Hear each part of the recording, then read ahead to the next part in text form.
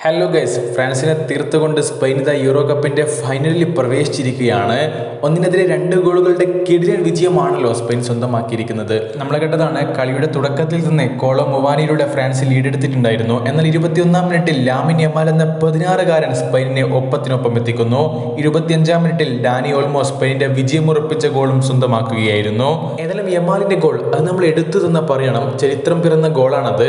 ഒരു magic goal എന്ന് തന്നെ പറയാനും പറ്റും. ഫ്രഞ്ച് പ്രതിരോധ താരം തിയോ ഹെർണാണ്ടസിനെ കാഴ്ചക്കാരനാക്കിക്കൊണ്ട് ബോക്സിന് പുറത്തു നിന്ന് യമാൽ തൊടുത്ത ഇടുങ്കാലൻ ഷോട്ട് അതെ പോസ്റ്റിന്റെ ടോപ്പ് കോർണറിലേക്ക്. അവിടെ യൂറോയിൽ ചരിത്രം പിറക്കുകയായിരുന്നു.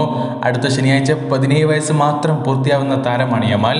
സ്പാനിഷ് കൗമാര താരം നേടിയിട്ടുള്ള ഒരു ഗോളിന്റെ ദൃശ്യങ്ങളാണ് നിങ്ങളിവിടെ കാണുന്നതും. അതെ, അങ്ങനെ ഒടുവിൽ യമാലിന്റെ ചിറകിലേറിക്കൊണ്ട് സ്പെയിൻ ഇതാ യൂറോ ഫൈനലിൽ പ്രവേശിച്ചിരിക്കുന്നു. ഒന്നിനെതിരെ 2 ഗോളുകളുടെ തകർപ്പൻ വിജയം തന്നെ സ്പാനിഷ് പട സ്വന്തമാക്കിയിരിക്കുന്നു. അതെ, യൂറോ കപ്പിൽ ഗോൾ നേടുന്ന ഏറ്റവും പ്രായം കുറഞ്ഞ താരമായി മാറിയിരിക്കുന്നു ലാമിൻ യമാൽ. അതും ഈ ഒരു ടൂർണമെന്റിൽ തന്നെ ഏറ്റവും മികച്ച ഗോൾ എന്ന് നമുക്ക് പറയാൻ പറ്റുന്ന ഒരു കിടിലൻ തകർപ്പൻ ഗോളിലൂടെ തന്നെ. ഈ കാര്യത്തിൽ മുൻ സ്വിറ്റ്സർലൻഡ് താരമായിട്ടുള്ള ജോഹാന്റെ പേരിലുണ്ടായിരുന്ന റെക്കോർഡാണ് ഇപ്പോൾ യമാൽ സ്വന്തം പേരിൽ കുറിച്ചിരിക്കുന്നത്. 2004 യൂറോയിൽ ഫ്രാൻസിനെതിരെ ജോഹാൻ ഗോൾ നേടുമ്പോൾ അദ്ദേഹത്തിന് 18 വയസ്സും 141 ദിവസവുമായിരുന്നു പ്രായം.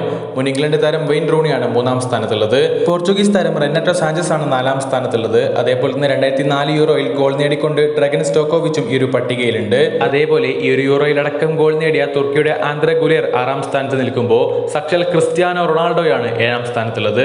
2004 യൂറോയിൽ ഗ്രീസിനെതിരെയായിരുന്നു CR7 ഗോൾ പിറന്നത്. അന്ന് CR7 പ്രായം 19 വയസ്സും 127 ദിവസവുമായിരുന്നു. ഏതായാലും യൂറോ കപ്പിൽ ഇപ്പോൾ ഏറ്റവും പ്രായം കുറഞ്ഞ ഗോൾ സ്കോററായി യമാൽ മാറിയിരിക്കുന്നു. ചരിത്രം പിറന്നിരിക്കുന്നു. അപ്പോൾ പിന്നെ അടുത്തൊരു വീഡിയോ ആയിട്ട് നമുക്ക് വീണ്ടും കാണാം. അതുവരേക്കും ചെറിയൊരു ഗുഡ് ബൈ.